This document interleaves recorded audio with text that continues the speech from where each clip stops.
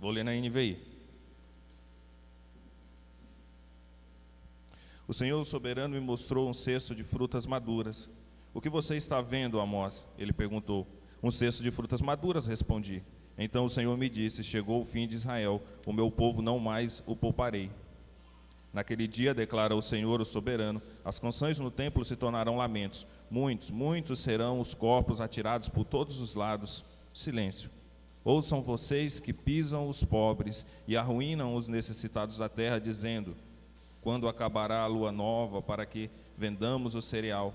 E quando terminará o sábado para que comercializemos o trigo, diminuindo a medida, aumentando o preço, enganando com balanças desonestas e comprando o pobre com prata e o necessitado por um par de sandálias, vendendo até palha com o trigo. O Senhor jurou contra o orgulho de Jacó, jamais esquecerei coisa alguma do que eles fizeram. Acaso não temerá a terra por causa disso, e não chorarão todos os que nela vivem? Toda esta terra se levantará como o Nilo, será agitada e depois enfundará como o ribeiro do Egito, afundará como o ribeiro do Egito.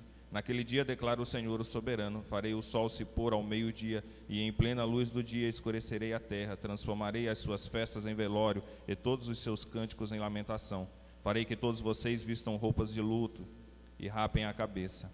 Farei daquele dia um dia de luto por um filho único. Perdi aqui.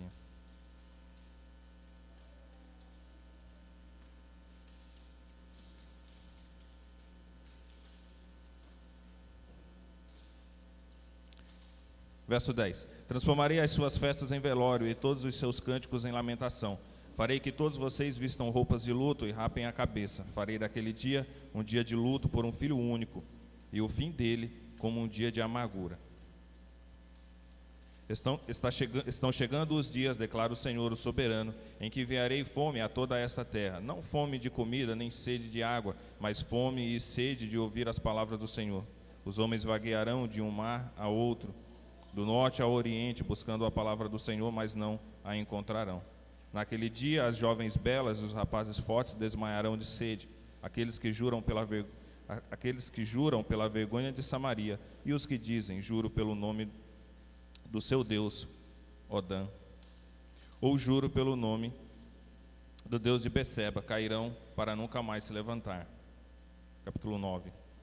Viu o Senhor junto ao altar e ele disse, bata no topo das colunas para que tremam os umbrais, faça que elas caiam sobre todos os presentes, e os que sobrarem matarei a espada. Ninguém fugirá, ninguém escapará, ainda que escavem até as profundezas, dali a minha mão irá tirá-los. Se subirem até aos céus, de lá os farei descer. Mesmo que se escondam no topo do Carmelo, lá os caçarei e os prenderei. Ainda que se escondam de mim no fundo do mar, ali ordenarei à serpente que os morda. Mesmo que sejam levados ao exílio por seus inimigos, ali ordenarei que a espada os mate.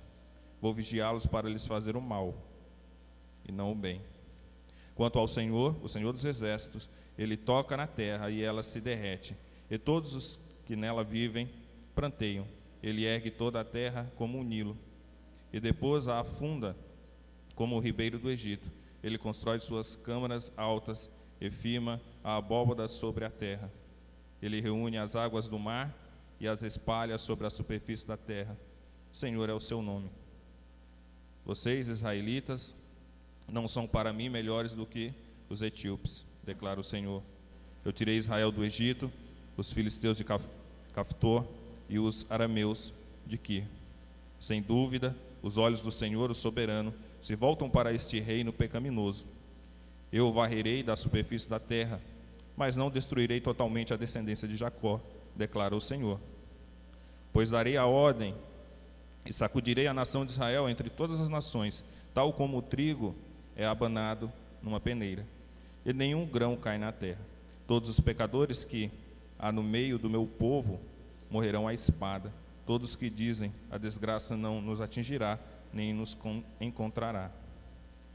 Naquele dia levantarei a tenda caída de Davi, consertarei o que estiver quebrado e restaurarei as suas ruínas. Eu o reerguerei para que seja como era no passado, para que o meu povo conquiste o remanescente de Edom e todas as nações que me pertencem, declara o Senhor, que realizará essas coisas. Dias virão, declara o Senhor, em que a ceifa continuará até o tempo de arar, e o pisar das uvas até o tempo de semear. Vinho novo gotejará dos montes, e fluirá de todas as colinas. Trarei de volta a Israel, o meu povo exilado. Eles construirão as cidades em ruínas, e nelas viverão. Plantarão vinhas e beberão do seu vinho. Cultivarão pomares e comerão do seu fruto. Plantarei Israel em sua própria terra, para nunca mais ser desarraigado da terra que lhe dei, diz o Senhor, o seu Deus. Deus nosso Pai bendito, obrigado por mais uma manhã. Obrigado por mais uma oportunidade que podemos nos reunir como igreja aqui e ao redor de todo mundo para celebrar o Senhor e somente ao Senhor. Obrigado pela liberdade que temos, pelo culto que podemos oferecer em paz ao Senhor. Queremos consagrar o dia de hoje, queremos consagrar o que fazemos aqui agora como igreja pela manhã, as músicas, o que vai ser falado, as orações, tudo o que vai ser entregue como culto ao Senhor. Para isso eu te suplico perdão. Perdão pelos meus pecados, perdão pelos pecados dos meus irmãos aqui. Recebe o nosso culto. É o culto que podemos oferecer ao Senhor e sabemos que o Senhor é infinitamente superior, infinitamente santo. Mas que o Senhor se agrada do nosso esforço e do nosso empenho em cultuarmos o Senhor e somente ao Senhor. Ser com cada um aqui, ser com toda a tua igreja espalhada por todo o mundo agora. Recebe o nosso louvor. Assim eu oro em nome de Cristo e para a tua glória. Amém.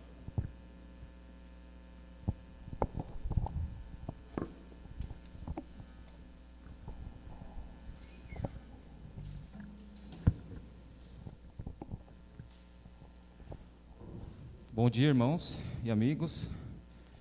Peço que coloquem de pé. Vamos estar louvando ao Senhor com um cântico que diz tudo sobre entrega, né? Que possamos estar entregando toda a nossa vida, nosso coração, os nossos bens ao Senhor, né? Que possamos dedicar tudo ao Senhor. E é isso que essa música fala. Vamos cantar bem forte.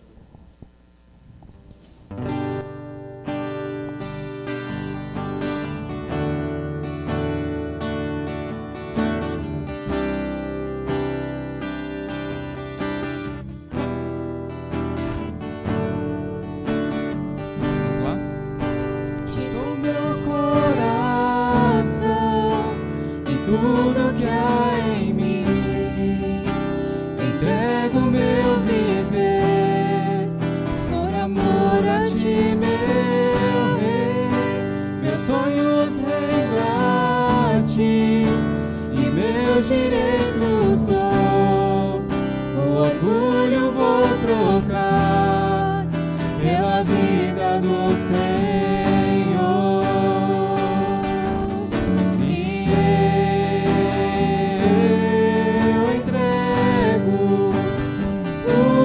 Tudo a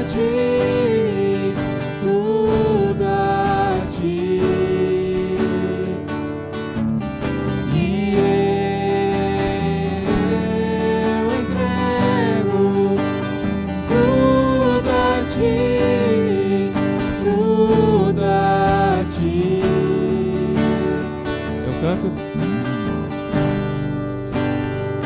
essa canção de entrega de Jesus, e o que o mundo dá, eu deixo aos pés da cruz, por conhecer a ti, teu nome dá louvor, sentir tua alegria, partilhando a tua dor.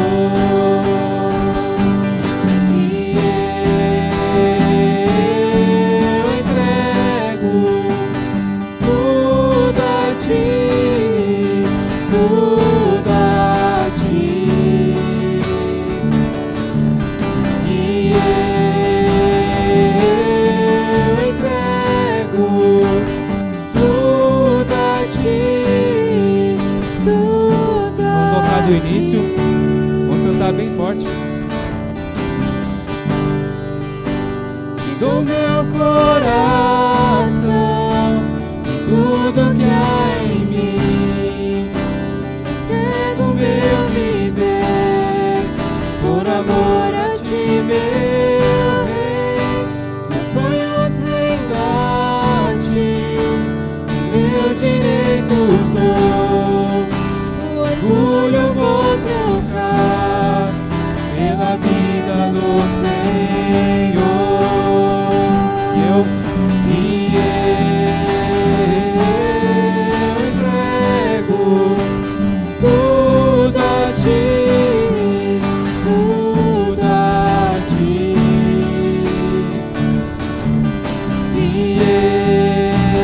eu entrego tudo a ti, tudo a ti. Eu canto esta canção. Eu canto esta canção de entrega a ti, Jesus. E o que o mundo dá, eu deixo aos pés da cruz. Por conhecer a ti, teu nome dá louvor. Sentir tua alegria, partilhando a tua dor.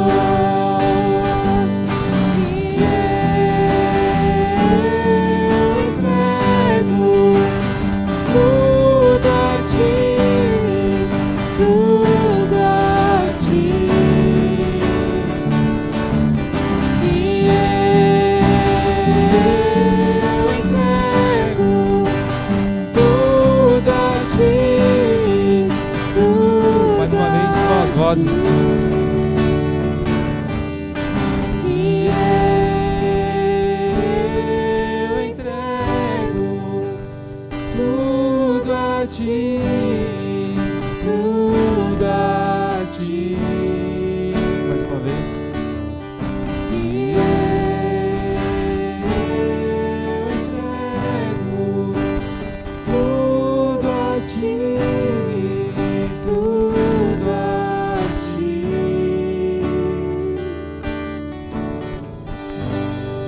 Amém.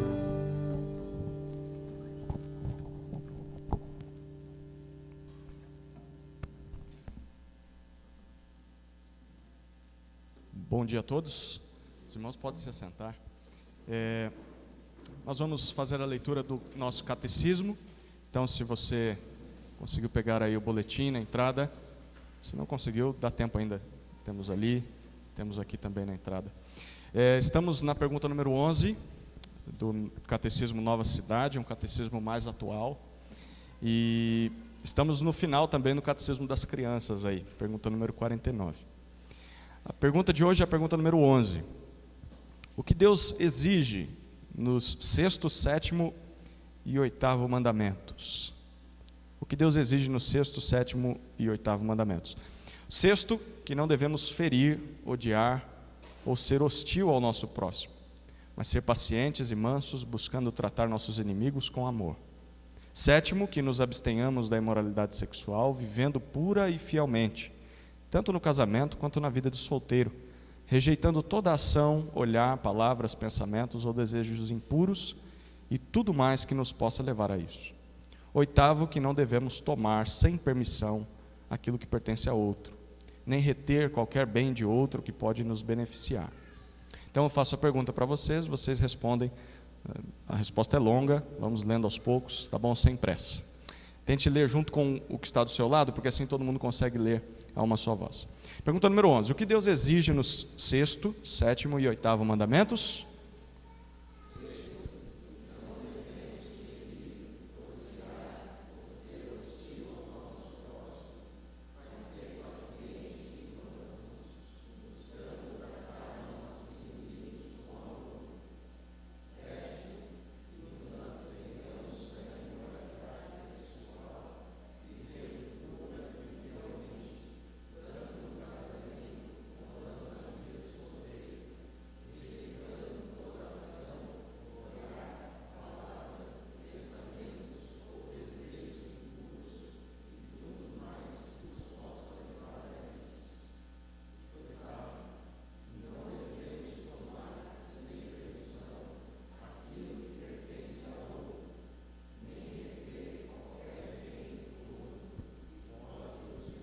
iniciar.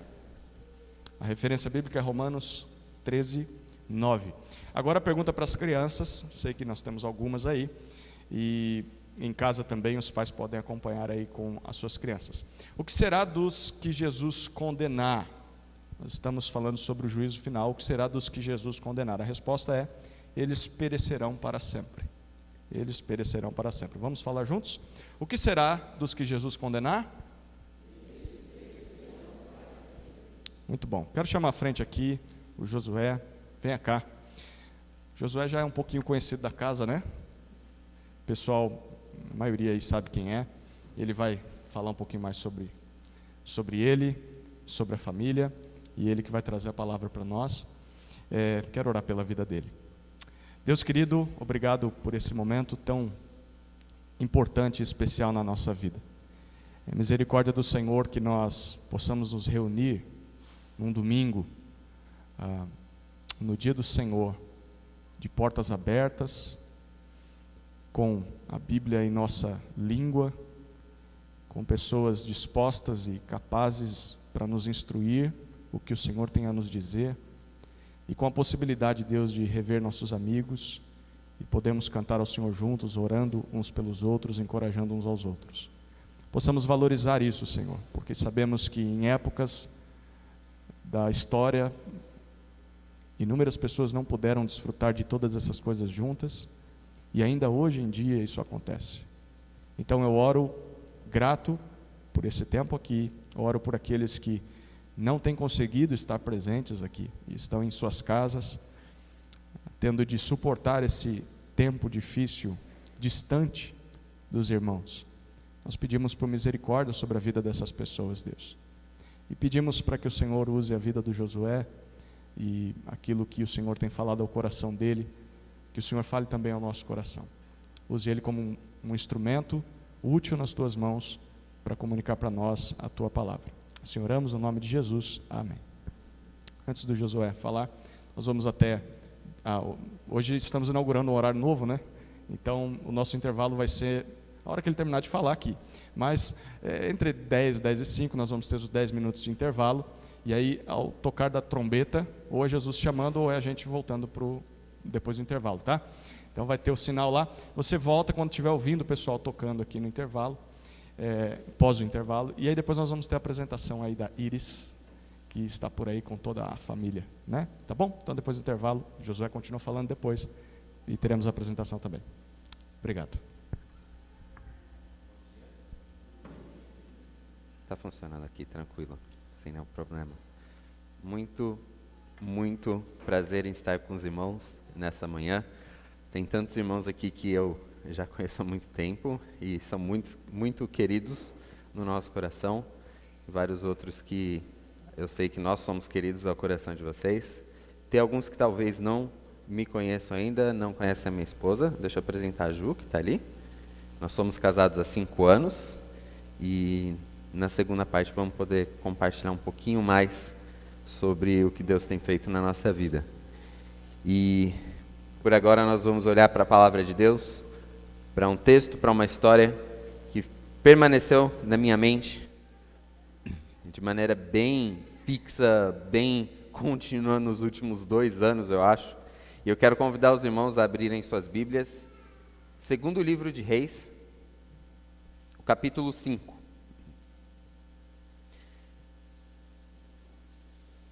Uma perguntinha para os irmãos da produção do ministério, qualquer um aí. Eu posso abrir uma dessas águas, né? Sem problema? Vai saber que não é água de beber, alguma coisa. Não queria dar isso. Tudo bem. Vou abrir uma delas aqui e deixar se eu precisar. Segundo livro de Reis, no Antigo Testamento, capítulo 5, tá bom? A gente não vamos ler o texto todo de uma vez, porque é um capítulo inteiro. Ele é até bem compridinho, e na verdade nós vamos ler pouco a pouco conforme vamos caminhando pela história, tá bom? Gente, eu estourei 2 tampinhas e não consegui abrir uma das águas. Essa é a terceira, se não for alguém vai ter que me ajudar aqui. Segundo livro de Reis, é a história da cura do Ciro Naaman. Eu acho que deve ter alguém aqui que já ouviu essa história. a cura do Ciro Naamã. Eu acho que uma das primeiras vezes que eu ouvi essa história, eu era bem criancinha mesmo. Inclusive, contava essa história com aquelas imagens de flanelógrafo. Conhece flanelógrafo? Aquele que cola as imagens num tecido?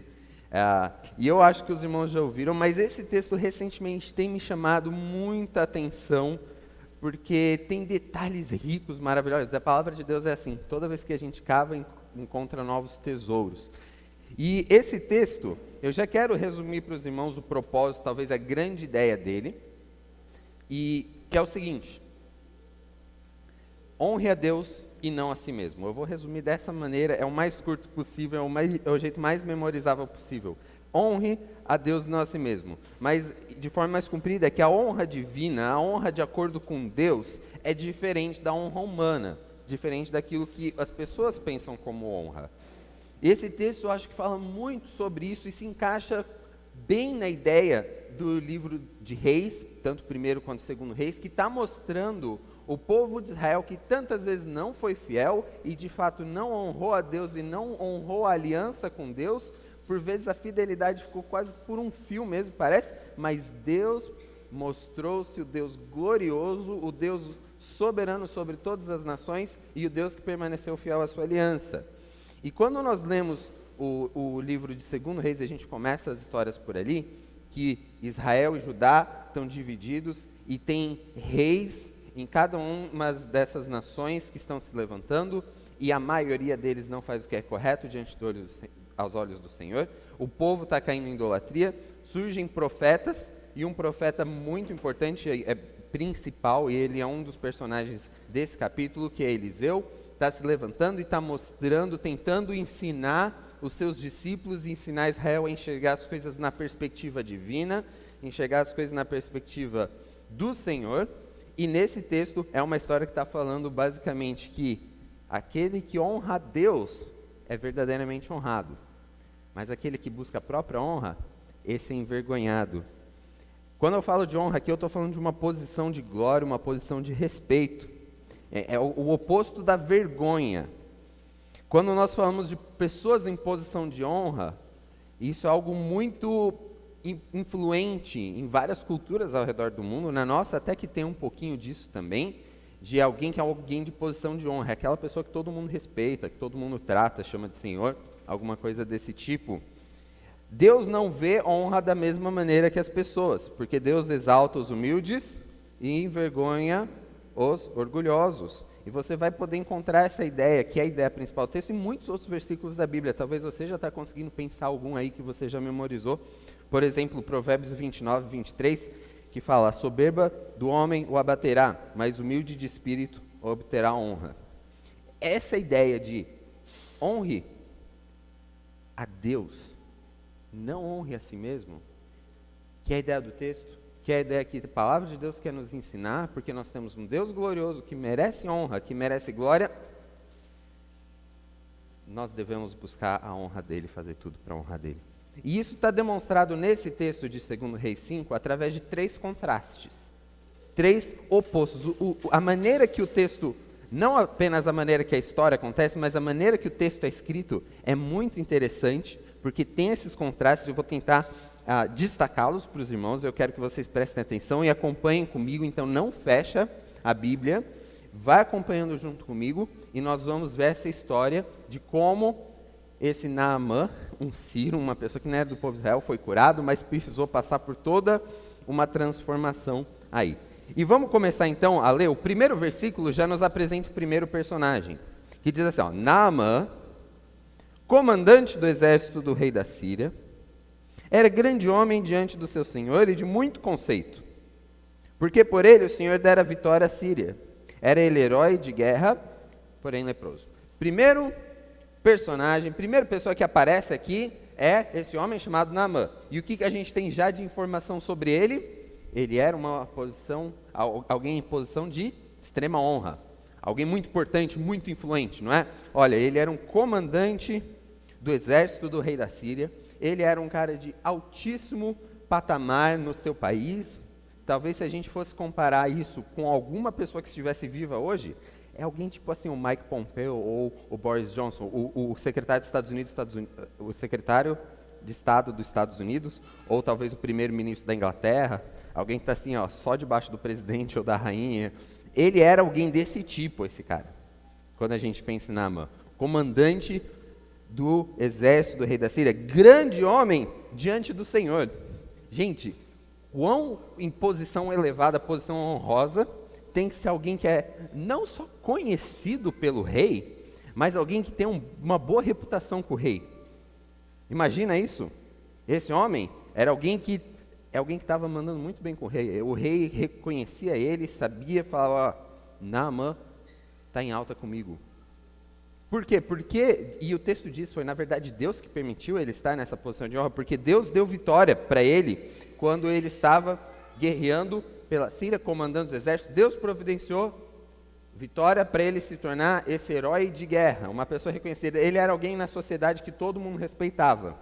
Ele era alguém que não precisava pegar a fila do banco normalmente igual o resto do povo. Ele era um homem muito elevado, de acordo com os olhos humanos, muita honra, uma posição altíssima. E tem uma palavra que eu quero que vocês lembrem desse versículo, porque é a palavra do contraste, que ele era um grande homem. Acharam essa palavra aí no versículo 1? Ele era um grande homem. Só que esse grande homem tem um problema. Qual que é o problema dele? Leproso. Já ouviram da lepra? Que é uma doença que, além de, claro, ter todas as consequências para a saúde, de ser ruim para o corpo, também era uma doença muito vergonhosa, porque pega na sua pele, e as pessoas estão te encontrando, estão te vendo, né? Então, dá para imaginar a vida desse cara? A vida desse homem, que tinha tudo que ele pudesse imaginar na sociedade, provavelmente era dono de muita propriedade, morava lá em seu lugar de honra, porém, ele está desesperado, porque ele tem lepra. Porque ele é todo famosão, mas quando o pessoal olha para ele, fala, ele tem lepra? Então esse cara meio que já tentou de tudo, provavelmente. E vai fazer sentido conforme a gente lê o texto. O cara já tentou todo o tratamento possível, já deve ter pago os médicos, os feiticeiros mais caros do país dele para tentar resolver o problema. Já deve ter pedido ao rei por alguma ajuda especial. Os próprios, talvez, médicos e feiticeiros do rei provavelmente foram lá tentar cuidar dele, afinal ele era um homem muito importante no seu país. Ele era um grande homem. Só que esse grande homem aparece em contraste com um outro personagem do versículo 2, que diz assim, ó, saíram tropas da Síria e da terra de Israel, levaram cativa uma menina, que ficou ao serviço da mulher de Naamã. Prisioneira de guerra, escrava e uma pequena menininha. A palavra menina aqui, eu quero que os irmãos leiam, eu acho que na minha Bíblia está como menina, eu não sei como está na de vocês, na de todo mundo, mas é aqui a pequena criança que diz. E na verdade, ele não está usando essa palavra para tentar que a gente adivinhe a idade da menina. Ela podia ter qualquer coisa entre 11 a 16, 17 anos, a gente não tem certeza, não é o detalhe importante do texto. O importante é que ela era uma menininha, uma escrava, uma prisioneira de guerra. Ou seja, aos olhos humanos, em qual posição de honra que ela está? Está lá embaixo. É a pessoa mais desprezada. É a pessoa que não vale nada. Era uma menininha que era escrava da esposa de Naamã. Provavelmente ficava lá cuidando da esposa de Naamã. O que ela pedisse, vai lá, busca tal coisa para mim, faz tal coisa para mim. Tem essa menina nessa pequena posição. Então, no versículo 1, a gente tem um grande homem em alta posição, um dos mais importantes de um dos impérios mais importantes do mundo. E a gente tem uma pequena menina. Esse homem é leproso, mas será que essa menina tem alguma coisa para oferecer? Será que essa menina tem alguma coisinha para oferecer? Olha o versículo 3, aí continua a história. Disse ela, a sua senhora, tomara o meu senhor estivesse diante do profeta que está em Samaria. Ele o restauraria da sua lepra. Um grande homem de honra, que está em desespero, chegou agora numa situação onde uma escrava oferece uma solução. A menina simples, ela fala, tomara que ele estivesse lá, porque nós temos um profeta que faz milagres em Israel. E claro, ela está apontando aqui é porque ele é um profeta do Deus vivo, é porque ele é um profeta verdadeiro, ele não é um profeta falso igual qualquer outro que estiver por aqui. Tomara que meu Senhor estivesse diante dele lá. A solução da lepra de Naamã, e eu já estou dando spoiler aqui, porque eu acho que os irmãos já estão imaginando que ele foi curado disso, né? Quem nunca ouviu a história. A solução da lepra dele vem de uma menina que era escrava, ou seja, já está começando a mostrar aqui que é a inversão dos valores humanos. Ao invés de ser um grande homem falando o que a pequena menina devia fazer, ela que está oferecendo uma solução para o grande homem. E ele ouve essa solução, versículo 4. Então foi Naamã e disse ao seu senhor, lembra, é um cara de alta honra aqui, ele consegue falar direto com o rei. Aí ele vai lá e fala com o rei. Assim falou a jovem que é da terra de Israel. Versículo 5, respondeu o rei da Síria, vai, anda, enviarei uma carta ao rei de Israel. Vamos te mandar para lá então. Ele partiu e levou consigo 10 talentos de prata, 6.000 ciclos de ouro e 10 vestes festivais. A gente tem que imaginar a cena, porque o versículo está contando, mas se a gente não prestar atenção, a gente não imagina tudo. Quando Naamã está saindo para Israel, ele não está, peguei meu cavalinho, uma mochila aqui e fui. Não. Esse cara, quando viaja, ele viaja com uma comitiva toda. Já viram essas cenas, talvez, no jornal, né? Que chega um avião de algum líder do mundo e daí vários carros pretos, blindados, agentes.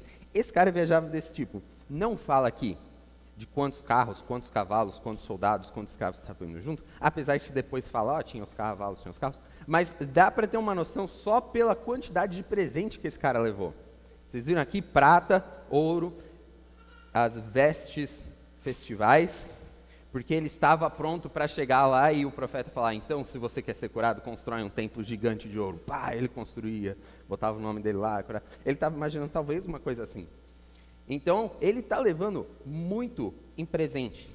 A gente não tem exatamente certeza o que isso representaria no nosso mundo, apesar de que alguns estudiosos da Bíblia têm algumas maneiras de calcular. Dependendo de qual método de calcular quanto valia isso, era muita grana. Eu chutei aqui nos cálculos que eu usei, que seria, ele está levando de presente algo mais ou menos o que seria hoje 2 milhões a 8 milhões e meio de reais de presente. Então você imagina, um cara não anda com isso no bolso, né? Ele leva um monte de segurança junto, ele está pronto para chegar lá e para falar, chegou o cara. Chegou o cara, o grande homem. Mas Deus falou através de quem? Da pequena menina. Uma pessoa sem honra diante dos olhos humanos. Primeiro contraste, qual que é? Um grande homem, pequena menina. Deus não vê honra da mesma maneira que as pessoas veem, que nós vemos da maneira humana. Honra a Deus e não a si mesmo. Segundo contraste começa a aparecer a partir de agora. Porque ele vai chegar, e com quem que ele vai falar em Israel? Claro, com o cara mais importante do país, o rei. Ele vai lá então, começa versículo 6 assim, levou também ao rei de Israel a carta que dizia, logo em chegando a ti essa carta, saberás que eu te enviei Naamã, meu servo, para que o cures da lepra. Então o rei de Israel, ele chega lá, entrega essa carta ao rei de Israel, nós lemos aqui o que dizia, e talvez se você não conhece como continua a história, talvez você já está imaginando. Só esse rei de Israel fala, é agora, Naamã, você vai ser curado não só da lepra, você vai ver a glória do Deus de Israel, o Deus que faz chover fogo. Mas sabe o que esse rei faz? O rei que deveria ser a pessoa de maior honra em Israel, esse rei está totalmente preocupado com a reputação dele, com a honra humana, com a política dele. Porque olha o versículo 7, tendo lido o rei de Israel a carta, rasgou as suas vestes. E às vezes rasgar as vestes na palavra de Deus é usado para humilhação, aqui é de desespero, mais ou menos, a gente pode pensar assim. Rasgou as vestes e disse, acaso sou Deus com poder de tirar a vida ou dá-la, para que te envies a mim um homem para eu curá-lo da sua lepra? Notai, pois, e vede que procura um pretexto para romper comigo. Ele olhou tudo de acordo com os olhos humanos, perspectiva terrena apenas. Ele não tem nada de perspectiva Israel, o rei de Israel aqui, nada de perspectiva divina, perspectiva espiritual. Ele deveria estar enxergando as coisas com a perspectiva de Deus, afinal ele é o homem mais importante em Israel? Não. Ele está olhando tudo de acordo com o protocolo humano. Ele olha para a situação, ele só vê um problema. É jogadinha política isso daí, estou frito. Ele quer romper comigo, minha reputação foi ralo abaixo. Acabou. Estou desesperado. O que esse cara está pensando? Ele acha que por acaso eu sou Deus? Porque só Deus pode matar e ressuscitar, só Deus pode curar um leproso. Spoiler, Novo Testamento é verdade. Só Deus pode fazer isso. Só alguém que verdadeiramente fosse Deus. Jesus fez isso. Mas o rei de Israel, ele conhece o Deus verdadeiro. Deveria conhecer o Deus verdadeiro. Mas o que ele está fazendo aqui? Está fazendo uma cena, está passando vergonha. Ah, já era. Acabou a minha reputação. O homem de maior honra humana em Israel está nem aí para honrar Deus. Está preocupado com o quê? Com a própria vida dele. Esse é o rei Jorão. Se você quiser ler mais sobre ele, depois no capítulo 3, conta a história dele. Quando você chegar em casa, pode ler. E ele não está aqui confiando nem um pouco na proteção divina contra os sírios. No capítulo 6 tem uma outra história sobre isso, sobre olhar para a perspectiva divina de proteção, a perspectiva divina de Deus contra os exércitos inimigos. Mas o cara com posição mais honrada de Israel faz uma cena e acaba se envergonhando. Em contraste com isso, a partir do versículo 8, nós temos o profeta Eliseu, que representa a voz de Deus nessa história. E o profeta Eliseu, ele não está nem aí com o protocolo humano. Ele joga todo o protocolo humano embora, porque ele está preocupado só em uma coisa: o que vai mais honrar a Deus, o que vai mais glorificar a Deus. Afinal, ele representa a voz de Deus aqui nesse texto. Então, olha o versículo 8. Ouvindo, porém, Eliseu, homem de Deus, que o rei de Israel rasgara as suas vestes, mandou dizer ao rei: por que rasgaste as tuas vestes? Deixa ouvir a mim, e saberá que há profeta em Israel. Veio, pois, Naamã, com seus cavalos e seus carros, e parou à porta da casa de Eliseu. Para um pouco, tem uma coisa errada aqui. O que é? Vem para cá, você vai conhecer que tem Deus em Israel. Naamã pega a comitiva dele, os carros, os cavalos, e vai lá. E chega e para na porta da casa de Eliseu. O que está de errado com isso? Já viram como uma pessoa de altíssima honra é recebida? Quando vem o presidente, o rei, a rainha, alguém importante de outro país, visitar alguém importante do nosso país, ou vice-versa que seja, como é que eles recebem? Você vai até ele. Quanto mais importante a pessoa, mais perto você que se aproxima. Você está recebendo um rei ou uma rainha, você vai até a porta do avião dele para recebê-lo. Você não fica lá em casa esperando ele chegar. Eliseu, ele pegou esse protocolo humano e jogou embora. Ele deixou o cara chegar e parar na porta dele. Imagina a cena. Chega uma comitiva, todo aquele grupo, os carros, os cavalos, param lá, chegam na casa do profeta, porta fechada. De repente sai uma pessoa que nem é o profeta, é o mensageiro do profeta. Continua o versículo. E esse é interessante, vocês repararam que Eliseu não falou ainda com Naamã, nem com o rei pessoalmente. Ele mandou o mensageiro. Falar com esses caras? Não funciona assim. Aí, versículo 10. Então, Eliseu lhe enviou um mensageiro, dizendo: vai, lava-te 7 vezes no Jordão, e tua carne será restaurada, e ficarás limpo. Ele manda um mensageiro, sai o seminarista lá do profeta. Com licença, gente, desculpa, eu tenho uma mensagem que eu preciso dar para o profeta. Ele mandou o Senhor descer no Rio Jordão e tomar banho. Para alguém do status de Naamã, ele entendeu isso como uma terrível ofensa, praticamente. Como é que pode? Eu venho até aqui, eu trago presente, eu estou pronto para fazer qualquer coisa. Se o cara saísse aqui na frente para pedir qualquer coisa, mas mandar ele tomar banho nesse riachinho aqui, você quer que eu desça lá, ponha minha tanguinha para ir me lavar no rio? Você está de brincadeira com isso? Não pode. E Naamã reage assim, versículo 11. Naamã, porém, muito se indignou. Afinal, tudo que ele está acostumado de ser honrado não funcionou, né?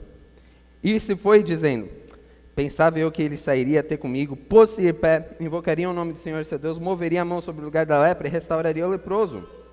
Não são, porventura, Abana e Faifá, rios de Damasco, melhores do que todas as águas de Israel? Não poderia eu lavar-me neles e ficar limpo?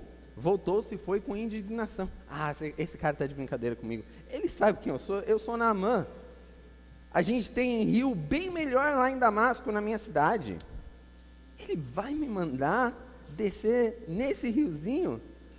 Eu achei que ele ia sair aqui fora, ia fazer uma dança especial, ia cair fogo do céu, ia ser curado, ele ia mandar eu fazer alguma coisa especial, depois eu oferecia aí toneladas de presente quase, mas esse cara manda eu descer no rio, eu vou embora daqui. Estou perdendo o meu tempo.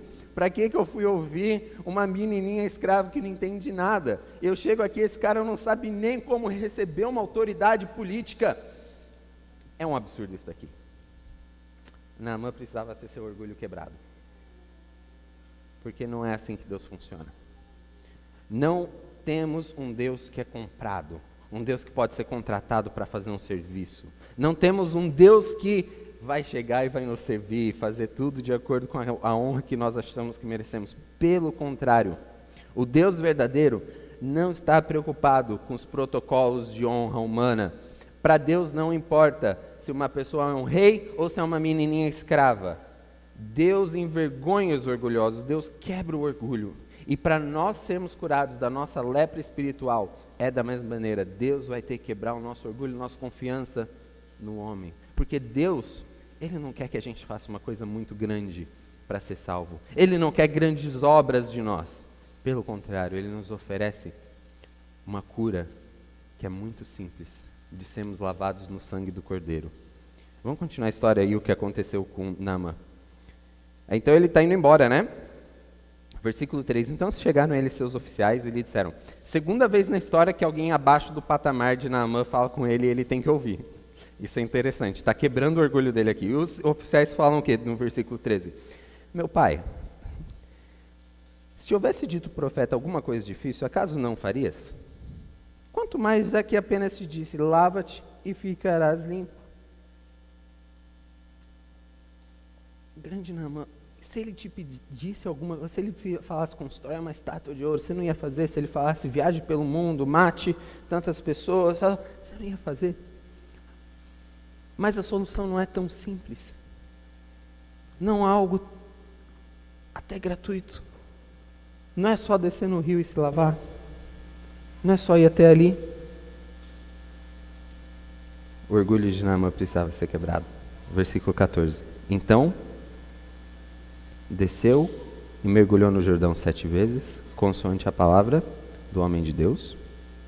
E sua carne se tornou como a carne de uma criança. E ficou limpo. Naamã, em humildade, precisou abandonar todo o protocolo humano e descer e se lavar no rio. Quando ele se lavou, foi curado completamente da sua lepra. Olha que interessante esse detalhe do versículo. Diz aqui: a sua carne ficou como a carne de uma criança. A palavra aqui é de novo, repete, pequena criança, que é a mesma usada no versículo 2. Olha como é interessante. A história começa com o grande homem, em contraste com a pequena menina, pequena criança escrava. O grande homem, para ser curado da sua lepra, precisou se tornar igual à pequena criança. Porque Deus não vê honra da mesma maneira que o homem vê. Deus não enxerga a honra da mesma maneira que as pessoas enxergam. Primeiro contraste, um grande homem e a pequena criança. O grande homem precisou se humilhar e se tornar como criança. Segundo contraste, o grande rei de Israel, que estava preocupado com a própria reputação e não de honrar a Deus, em contraste com o profeta, que joga fora todo o protocolo humano em favor de fazer o milagre que vai honrar apenas a Deus. A partir de agora, do versículo 15 em diante, a gente entra no terceiro contraste, que é o contraste do gentil curado, o pagão curado, contra o judeu doente. E vamos ver como é que continua a história. Voltou ao homem de Deus, ele e toda a sua comitiva. Veio, pôs-se diante dele e disse: agora sim ele consegue conversar pessoalmente, cara a cara com o profeta. E ele fala: eis que agora reconheço que em toda a terra não há Deus, senão em Israel. Agora, pois, te peço que aceites um presente do teu servo. Um gentil, uma pessoa que não é do povo de Israel, está falando: não tem Deus além do Deus verdadeiro. Não há outro. Enquanto Israel, que era para ser o povo de Deus, não estava fazendo isso nessa época. Aceites um presente do teu servo. Vocês lembram que ele foi chamado de servo antes, né? Lá no versículo 1. mas antes ele era servo do rei da Síria. Esse homem foi transformado, foi curado. Bom, ele oferece o presente, versículo 16, e como que Eliseu...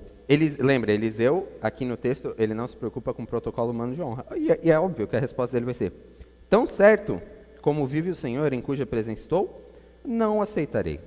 Estou com ele para que eu aceitasse, mas ele recusou. Lembra? Eliseu não trabalha de acordo com a honra humana, né? Porque geralmente, se fosse alguém que estava preocupado com a própria reputação, o que ele ia falar? Já que você tem toda essa grana aí, constrói uma casa nova aqui pra gente, né? Alguma coisa. Não.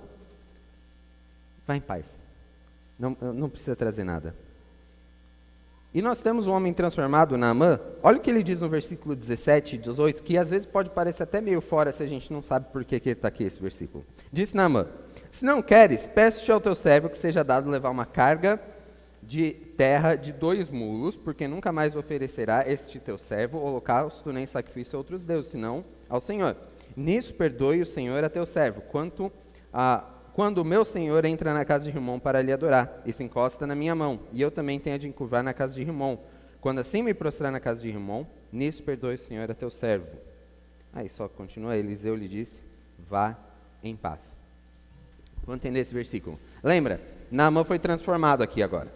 Ele é um novo homem, ele reconhece que não há Deus além do Deus Israel. E na simplicidade da religião que ele já conhecia, que era o jeito que os povos do Oriente Médio imaginavam naquela época, que os deuses eram os deuses de um povo ou de um lugar, e eles pensavam geograficamente.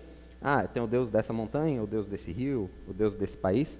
Ele está falando assim, não tem nenhum outro Deus além do Deus que eu encontrei em Israel. E eu quero adorar só esse Deus. Para isso, me dá um pouquinho da terra de Israel, para quando eu chegar lá na minha casa, eu jogar essa terra e construir um altar em cima da terra de Israel. Por quê? Porque eu só quero adorar o Deus de Israel.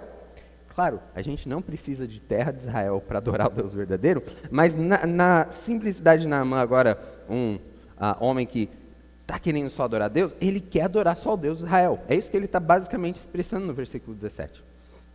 E o versículo 18 pode parecer até mais confuso, que ele fala assim, eu só vou adorar, só vou prestar serviço e sacrifício ao Deus de Israel, mas eu ainda tenho que cumprir os protocolos lá do meu trabalho, que envolve entrar no templo do ídolo, do deus pagão, Rimom. E eu acho que o versículo não está aqui para falar, não importa se você vai no templo pagão, você vai na mesquita, você vai na igreja, você vai no terreiro, não importa, Deus está te ouvindo. Não, acho que não é isso que o versículo está falando. Eu acho que simplesmente está mostrando aqui para os leitores de Israel o seguinte: Israel, vocês não reconhecem o Deus verdadeiro. Enquanto isso tem um cara lá na Síria, lá dentro do templo de Rimom, que entendeu a mensagem. Por que vocês não estão entendendo? Quando essa história fosse contada para o povo de Israel, era mais ou menos o seguinte: Israel, vocês acham que vocês são grande coisa só por causa do mérito de vocês? Pelo contrário, para de se honrar. Porque vocês não entenderam a mensagem de quem é o Deus verdadeiro.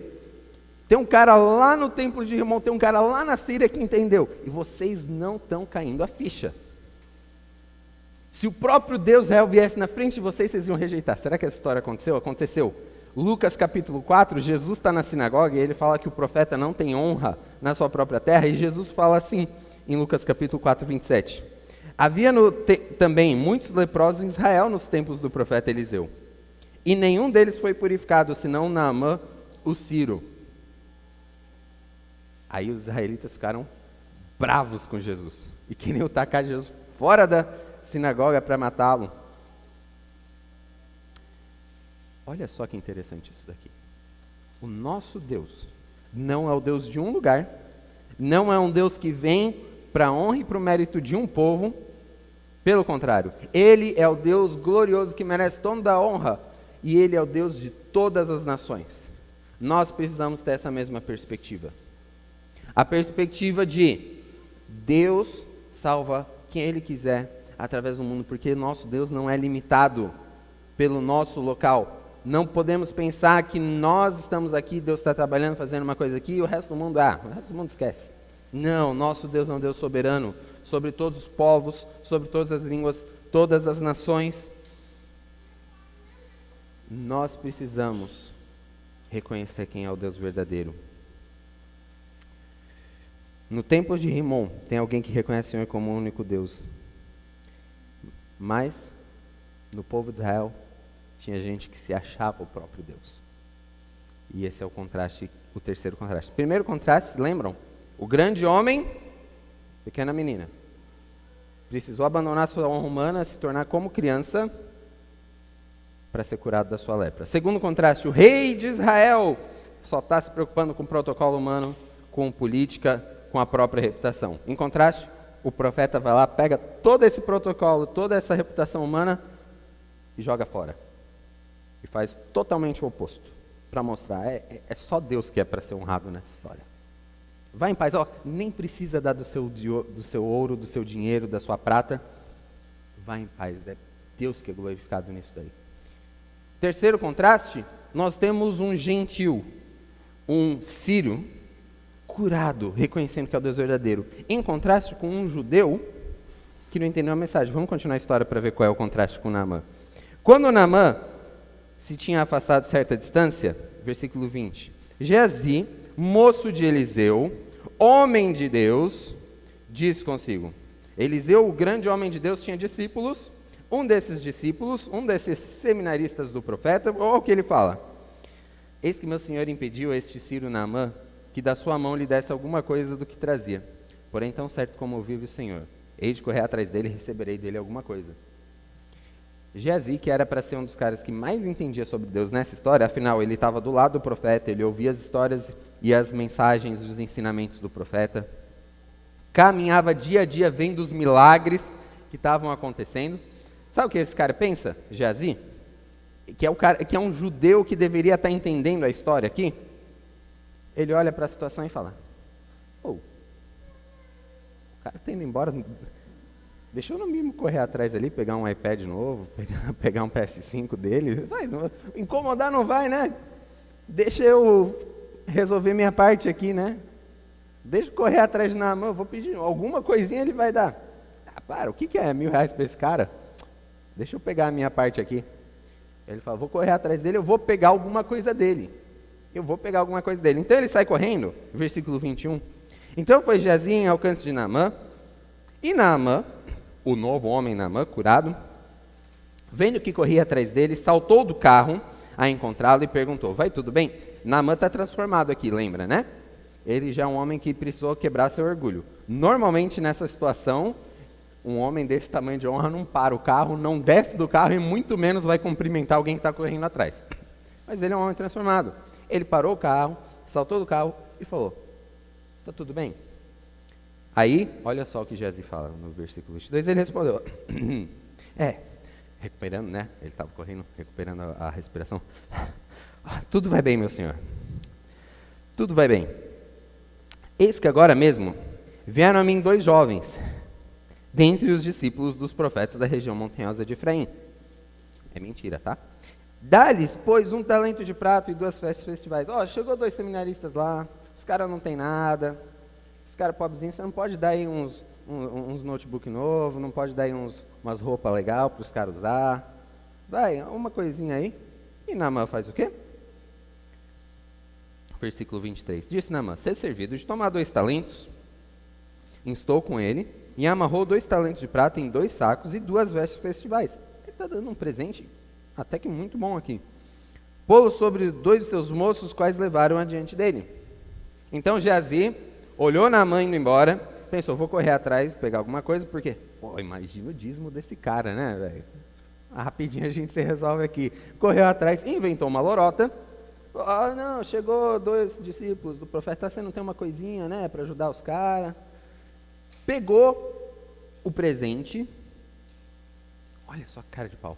Não apenas isso, usou 2 escravos de Naamã para ajudar a carregar o tanto de prata que tinha, e vai voltando. Ele sabia que o que ele estava fazendo é errado, porque, olha como continua, versículo 24, tendo ele chegado ao outeiro, tomou-os das suas mãos, depositou na casa e despediu aqueles homens e foram, até aqui tá bom, obrigado, tá bom? Não precisa chegar lá tão perto junto comigo. Pega o negócio, esconde a prata e manda os caras embora. Agora é demais, versículo 25. Ele, porém, entrou-se e pôs diante do seu senhor e perguntou a Eliseu, de onde vens, Geazi? E ele respondeu, Teu servo não foi a parte alguma. Já viram uma cena parecida? Eu acho que eu fiz isso quando eu era bem criancinha. Quem já cuidou de criança sabe como é a cena. Parece todo com cara meio suspeito, culpado assim. Onde é que você estava? Lugar nenhum. O que você estava fazendo? Nada. Se acontece isso, você já sabe, tem alguma coisa errada, não é? Não é verdade? Ah, nada, sei. Tô entendendo qual é a tua. Era a mesma coisa, o cara era um mentiroso aqui. O que você estava fazendo? Nada, onde é que você estava? Eu não estava em lugar nenhum. Mas você sabe que não dá para mentir, né? Não dá para mentir. Ainda mais ele quer mentir para Eliseu, o profeta de Israel. Então Eliseu responde. Porém, ele lhe disse, porventura não fui contigo em espírito quando aquele homem voltou do seu carro a encontrar-te? Ele sabia o que estava acontecendo. Deus revelou para Eliseu o que estava acontecendo. Era isso ocasião para tomares prata e tomares vestes, olivais e vinhas, ovelhas, bois, servos e servas? Portanto, a lepra de Naamã se pegará a ti e a tua descendência para sempre. Então saiu diante dele leproso, branco como a neve. Geazi, por acaso isso era momento de buscar a própria honra? Era momento de você se achar? Era momento, era ocasião para correr atrás e tentar pegar um presente do cara? Não era, não. Você saiu falando, eu vou correr atrás de Naamã para pegar uma coisa dele. E sabe o que você pegou? Você pegou a lepra dele. É isso que você pegou. Porque você não caiu a ficha ainda que toda essa história é para mostrar que devemos honrar a Deus. Devemos glorificar apenas a Deus, o Deus único, o Deus verdadeiro. Não é para a gente ficar buscando a nossa própria honra, a nossa própria reputação, o nosso próprio conforto. O gentio entendeu a mensagem, o orgulho dele foi quebrado. A história começou falando, ele era um grande homem, porém leproso. E a história termina com um judeu, discípulo do profeta, porém leproso. A história começou com um grande homem que precisou tornar igual criança. E depois termina com uma grande criança que achou que podia ser grande homem, mas terminou doente. O rei de Israel, que deveria proclamar as grandezas do Senhor, passou vergonha, fez um estrago, fez uma cena. Mas a pequena menina escrava, em sua simplicidade, apontou o caminho verdadeiro. O gentil, que não conhecia nada, não tinha contato, não tinha a palavra de Deus, quando ele viu o Deus verdadeiro, ele reconheceu que é o Deus verdadeiro. Já o judeu, que andava todo dia com o profeta, que conhecia as escrituras, que devia ter memorizado a Torá de frente para trás, quando viu a chance de glorificar a Deus por um milagre maravilhoso, falou, ei, deixa eu pegar a minha cota aqui da honra, da glória, não despede o cara sem deixar um presentinho não. Deus não vê a honra como os homens veem. A honra humana é totalmente oposta à honra diante dos olhos de Deus. Os curados precisam abandonar a própria honra. E os humildes são honrados por Deus. Os que buscam a própria honra recebem o castigo. Primeiro contraste: grande homem precisou se tornar igual criança. Grande homem, pequena menina. Segundo contraste, o rei de Israel que olhava só para as coisas com olhos humanos, em contraste com o profeta verdadeiro, que estava mostrando a perspectiva espiritual das coisas. Esquece o protocolo humano. Esquece o jeito que as pessoas enxergam as coisas. O que importa é a maneira que Deus enxerga, que vai glorificar apenas Deus. Terceiro lugar, o gentil que não entendia nada sobre Deus, mas reconheceu o Deus verdadeiro. Em contraste com Israel, o judeu, mas que não entendeu a mensagem. Que não reconheceu o Deus verdadeiro, porque ele achou que ele também era digno de ser um pouquinho de Deus. E mentiu para ganhar a própria honra. Deus não vê a honra como si mesmo. Eu quero encerrar com 3 aplicações. A primeira aplicação é que a cura da lepra espiritual é feita de modo que glorifica a Deus, não é pelo esforço humano. Quando eu falo lepra espiritual aqui, eu creio que a grande maioria já está entendendo. É o pecado. É a situação humana, a doença espiritual que toda a humanidade nasce e se encontra. E ninguém é livre do pecado. Mas a cura da lepra aqui mostra que o grande herói de guerra, o rei de Israel, não foi nem mesmo o profeta que realizou essa cura. Foi feito de um modo que ficou bem claro. É Deus, apenas Deus. A cura da lepra é feita através de banhar-se no sangue do Cordeiro, que não é nada que você vai fazer por honra e mérito próprio. Isso significa que para Deus, não importa quem você é, não importa de onde você vem, não importa qual é a sua criação, a salvação da lepra espiritual é para aqueles que se humilham e largam o status do mundo. Não importa mais a minha condição. O que importa é aquilo que Deus está fazendo. Eu não mereço nada, eu não mereço. Não é porque eu nasci na igreja que eu mereço ser salvo, mereço entrar no céu, mereço morrer e ser aplaudido. Não, não importa não. O que importa é que Deus seja glorificado. Por isso, a salvação é feita apenas por Deus, de modo que Ele é glorificado. Não é pelo esforço humano, não é por obras, para que ninguém se glorie. Mateus 18:3, Jesus falou e disse: em verdade vos digo, se não vos converterdes e não vos tornardes como crianças, de modo algum entrareis no reino dos céus. Você precisa se humilhar. Você precisa reconhecer que não tem nada para oferecer a Deus. Que você não tem absolutamente nada que Deus precisa de você. Porque Deus oferece a salvação gratuitamente. E é simples, pela fé. Não precisa ir lá construir um templo de ouro para Ele, não. É simples, só Deus é glorificado. E você é salvo para glorificar Deus. Segunda aplicação, busque ser honrado diante de Deus, não diante da posição humana. Lembra Naamã? Ele precisou se humilhar, precisou descer da sua posição de altíssima honra. Ele precisou entender, não é porque você é o grande homem da Síria, que tudo vai chegar aqui, todo mundo vai te honrar e tudo mais. Não. Os que querem, em primeiro lugar, as posições de altíssima honra humana, esses serão envergonhados. Busque ser honrado diante de Deus, não diante dos homens. Romanos 12:3 fala: porque pela graça que me foi dada, digo a cada um dentre vós, que não pense de si mesmo além do que convém. Antes pense com moderação, segundo a medida da fé que Deus repartiu a cada um. Não tente se exaltar, não pense de si como alguém que é digno de honra, de respeito. Você sabe com quem você está falando? Não. Busque ser honrado diante de Deus. E Deus honra os humildes. Busque ser honrado diante de Deus.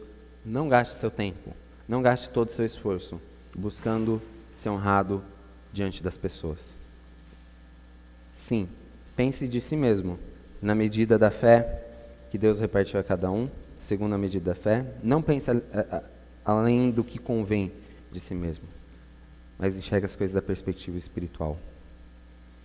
Não tente honrar coisas humanas acima da posição de Deus. Não honre em primeiro lugar seus filhos e depois a Deus. Honre primeiro a Deus e depois seus filhos. Não honre a sua carreira em primeiro lugar e depois a Deus. Honre Deus em primeiro lugar, glorifique Ele acima de tudo.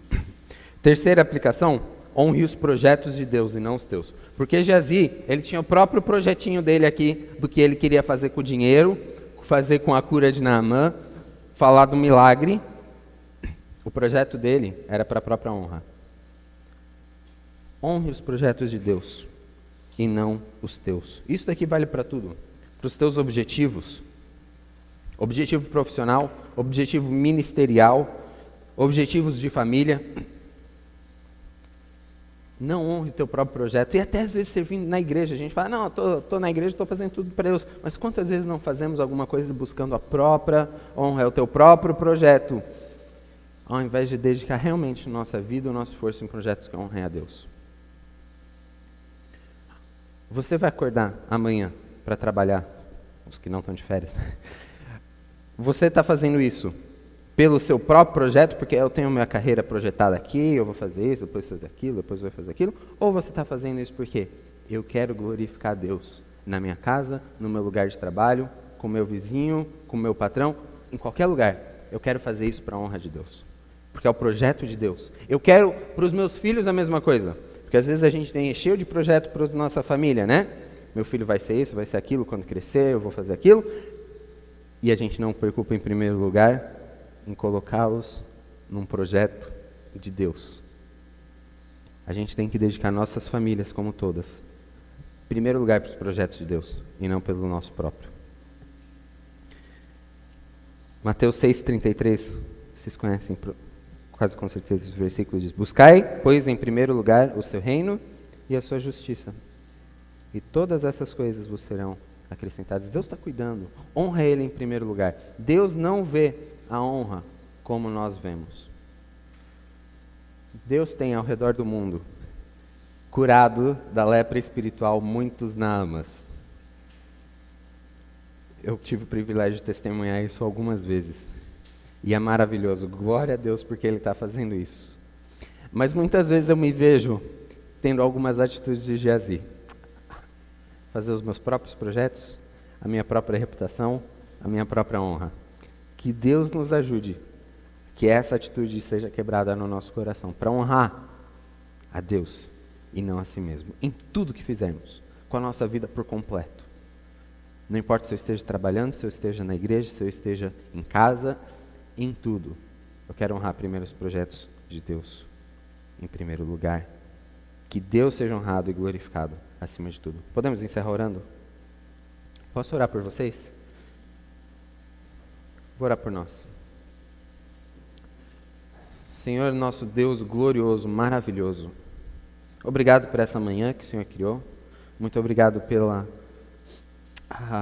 bênção que é poder vir, reunir como o corpo de Cristo e cantar louvores para glorificar o Teu nome, de Te honrar e Te glorificar com a nossa própria comunhão, com a Tua palavra que está constantemente glorificando o Teu nome, Deus.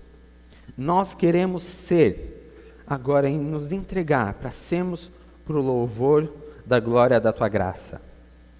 Porque o Senhor não vê honra como nós enxergamos, Deus. Na nossa perspectiva humana, terrena, quantas vezes nos perdemos, Senhor, achando que os nossos próprios projetos, que buscar uma posição de honra aqui na terra, é o que vale a pena. Mas não, Senhor. A Tua palavra nos mostra o contrário. A Tua palavra mostra que o Senhor honra os humildes. E que tudo é feito para a Tua glória e para a Tua graça, pela Tua graça, Deus.